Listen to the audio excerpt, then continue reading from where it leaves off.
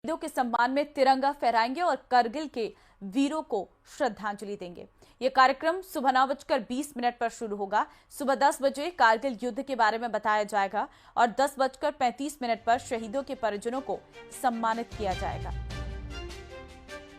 तो कारगिल विजय दिवस के मौके पर आज शहीदों को नमन किया जाएगा।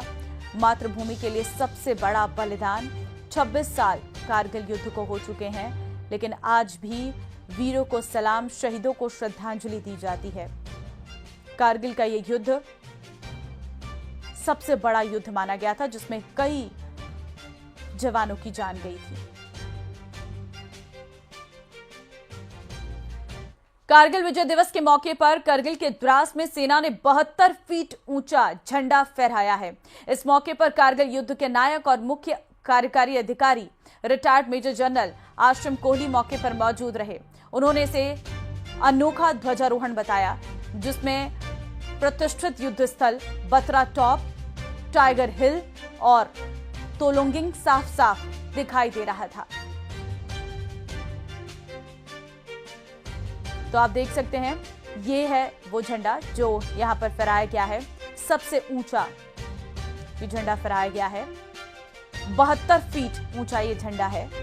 इस मौके पर कारगिल युद्ध के नायक और मुख्य कार्यकारी अधिकारी रिटायर्ड मेजर जनरल आश्रम कोहली मौके पर मौजूद रहे। उन्होंने इसे अनोखा ध्वजारोहण बताया है और जिसमें प्रतिष्ठित युद्ध स्थल बत्रा टॉप, टाइगर हिल और तोलोंगिंग साफ साफ दिखाई दे रहा था।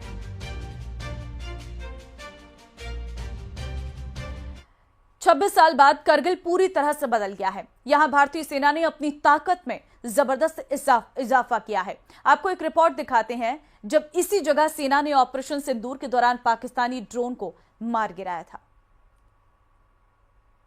26 साल बाद, यानी कि करगिल के युद्ध के 26 साल बाद एक बार फिर से कारगिल की चोटियां एक्टिव हो गई थी। सरगर्मियां बढ़ चुकी थी, लगातार फोर्सेस ऊपर मूव कर रही थी। ये कहानी किसी बड़े जंग की नहीं है, ये उस जंग की कहानी है जो भारत ने लड़ी, जिसको नाम दिया गया ऑपरेशन सिंदूर, जो अब भी जारी है। पाकिस्तान ने जिस तरीके से पहलगाम हमले को अंजाम दिया, उसके बाद भारतीय सेना ने उसका जवाब दिया। 6 और 7 मई की दरमियानी रात भारतीय सेना ने ऑपरेशन सिंदूर लॉन्च किया और उस ऑपरेशन सिंदूर के तहत 9 अलग अलग टारगेट्स को हिट किए गए, जिसमें से 2 टारगेट तो ऐसे थे जो कि मेन लैंड में थे पाकिस्तान के। अमूमन 1971 के बाद ये पहला मौका था जब हमने उनके मेन लैंड के अंदर जाके हिट किया, जबकि पीओके में जाकर हम लोग इससे पहले कई स्ट्राइक कर चुके हैं। और उसके बाद पाकिस्तान ने जिस तरीके से अपनी गतिविधियों को बढ़ाया, ये जो कारगिल की चोटियां हैं, ये जो द्रास की चोटियां हैं, यहां पे भी वो गतिविधियां नजर आई। गांधी ने पार्टी के ओबीसी सम्मेलन में एक बार फिर से जातीय जनगणना का मुद्दा जोर शोर से उठाया है, जिसके बाद सियासत तेज हो गई है। कार्यकर्ताओं को संबोधित करते हुए राहुल गांधी ने कहा कि उन्हें कांग्रेस के शासनकाल में जातीय जनगणना करानी चाहिए थी, उनसे ये गलती हो गई है।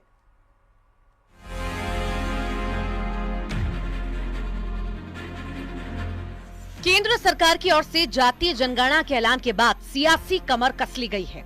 अब दिल्ली में कांग्रेस की ओबीसी सम्मेलन चर्चाओं में है, क्योंकि इस सम्मेलन में राहुल गांधी ने खुद की गलती को सुधारने की बात कही है।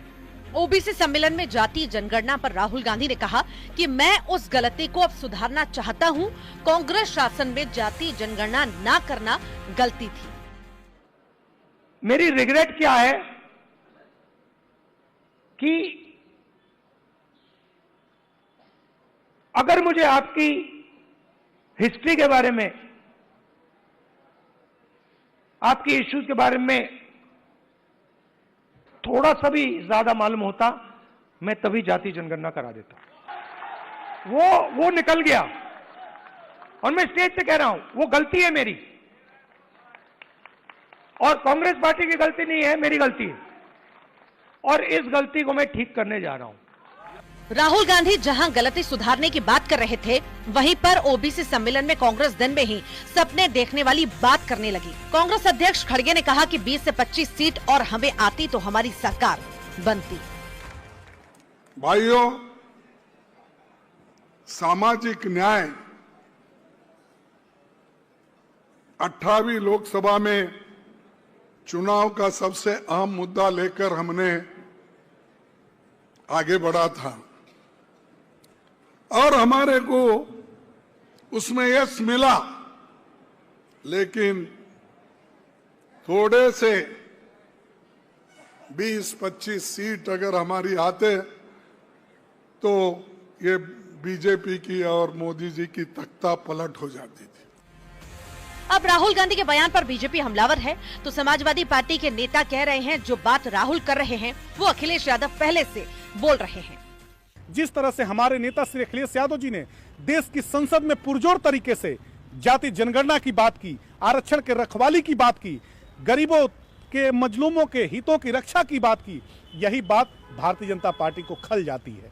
श्री अखिलेश यादव जी देश की राजनीति के परिवर्तन के ध्वजवाहक बन चुके हैं। देश परिवर्तन के राह पर है।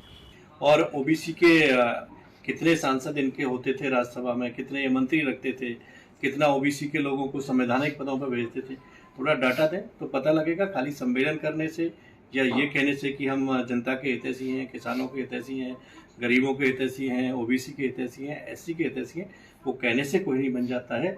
दिखना चाहिए। और लंबे समय 63 साल देश की जनता ने इनको शासन में रहने का मौका दिया। कांग्रेस ने ओबीसी के हक और जातिगत जनगणना की मांग को लेकर बड़ा सियासी दांव खेला है। सवाल यह है कि क्या ये सम्मेलन 2027 के चुनावों से पहले बीजेपी के लिए चुनौती बनेगा या फिर सब हवा हवाई ही रह जाएगा। Bureau report, news 18। जबरन धर्मांतरण के किस्से आपने सुने होंगे, धर्म परिवर्तन की कहानियां आपने सुनी होंगी, लेकिन अब हम आपको जो बताने जा रहे हैं उसे सुनकर आपके पैरों तले जमीन खिसक जाएगी। दरअसल मेरठ में एक मुस्लिम शख्स अपनी पहचान छुपाकर मंदिर में पुजारी बना हुआ था। ये रिपोर्ट देखिए।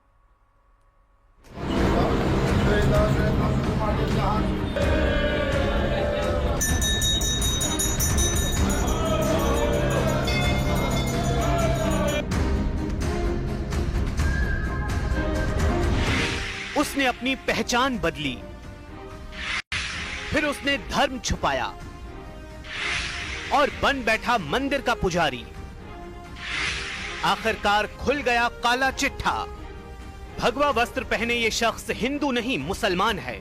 जी हां, हैरान हो गए ना?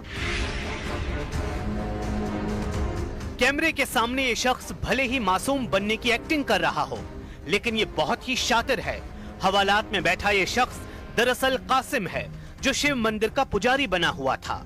कासिम अपना नाम और अपनी पहचान छुपाकर मेरठ के कांवड़ मार्ग पर स्थित शिव मंदिर में कृष्ण बनकर रह रहा था और पुजारी की भूमिका निभा रहा था। लेकिन कहते हैं कि आखिरकार सच सामने आ ही जाता है। जब कासिम की पोल खुली और उसकी हकीकत सामने आई तो लोगों ने पहले उसकी पिटाई की और फिर पुलिस के हवाले कर दिया। प्रदेश के मुख्यमंत्री जी, एक बड़ा विषय है और इसमें मैं कह रहा हूँ पूरे उत्तर प्रदेश की जितने भी जो है मंदिर है सबकी पुजारियों की जांच होनी चाहिए, वेरिफिकेशन होना चाहिए। कौन लोग हमारे जो है मंदिर में घुसे हुए हैं, किस धर्म के लोग हैं वो, क्या उनका लक्ष्य था, क्या टारगेट था। जब कासिम की असलियत सामने आई तो इलाके में हड़कंप मच गया। पुलिस ने कासिम को गिरफ्तार किया और मुकदमा दर्ज कर जेल भेज दिया। ये युवक सीतामढ़ी बिहार का रहने वाला था और अपना नाम बदलकर मंदिर में सेवा करने के लिए रहने लगा और वहां पर जो चढ़ावा आता था उसमें चोरी वगैरह की इसने। पुलिस ने अभी उसको गिरफ्तार किया है। वहीं हिंदू संगठनों को अब इस बात की जानकारी मिली तो मंदिर पहुंचकर अपना विरोध जताया और मंदिर में दूध से अभिषेक कर शुद्धिकरण करवाया। बिहार का रहने वाला कासिम मेरठ के शिव मंदिर में रहकर कृष्णा बन गया था और यहाँ पर धर्म की दुकान चला रहा था। आरोपी को पकड़कर पीटा गया और उसके बाद पुलिस को सौंप दिया गया, जिसके बाद आज हिंदू संगठन के लोग मंदिर का शुद्धिकरण करने पहुंच गए हैं। हिंदू संगठन के लोगों ने भगवान भोलेनाथ का दूध से अभिषेक किया, जिसके बाद पूरे मंदिर परिसर में गंगा जल का छिड़काव किया। बहरहाल मंदिर के पुजारी के मुस्लिम निकलने पर हर कोई हैरान है और कासिम के पहचान छुपाने के जुर्म ने फिर एक बार सांप्रदायिक सौहार्द बिगाड़ने की कवायद की है। और सवाल ये है कि ऐसे पहचान और धर्म छुपाकर हिंदू आस्था से छल कब तक होता रहेगा।